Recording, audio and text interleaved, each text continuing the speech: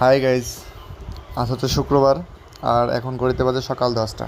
তো আমি এই মুহূর্তে বের হয়েছি।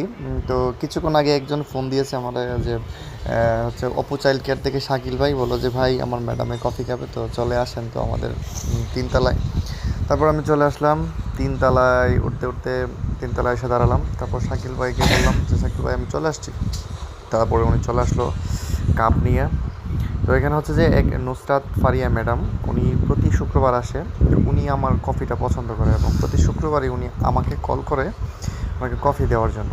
তো উনি একটু হার্ড কফি খায়, যে হার্ড কফিটা আসলে এজ ইউজুয়ালি সব কফি শপে এখানে বানাইতে পারে না, যার কারণে আমি একটু ওনাকে হার্ড করে কফিটা বানাই।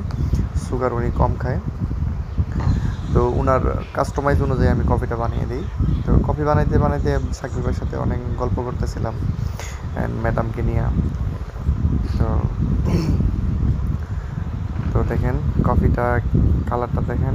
আসলে কফিটা যখন বিটিং হয় ওইটা আমার কাছে সত্যি অনেক সুন্দর লাগে, ভালো লাগে। আর কফিটা বিট করার সময় যে একটা স্মেল বের হয়, পুরা পুরা একটা কফির স্মেল বের হয়, ওইটাতে আসলে কফির মানে চলে আসে, যেকে বলে নেশা চলে আসে কফির।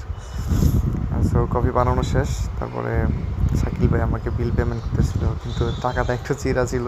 পরে আবার অবশ্য শাকিল ভাই টাকাটা পাল্টায় নিয়ে আসছে। তো শাকিল ভাই বলতেছে ঠিক আছে ভাই আপনার এটা সুন্দর হয়েছে। উনি বলতেছিল পানি কি কম হয়েছে নাকি না, আমি বললাম যে হার্ড কফিতে একটু পানি কম হওয়াটা ভালো। তারপর উনি চলে গেলেন ম্যাডামের কাছে আর আমিও চলে আসলাম। সো আপনাদের মধ্যে কে চান যে আমি যে কফি খাওয়াই কমেন্টে জানাবেন।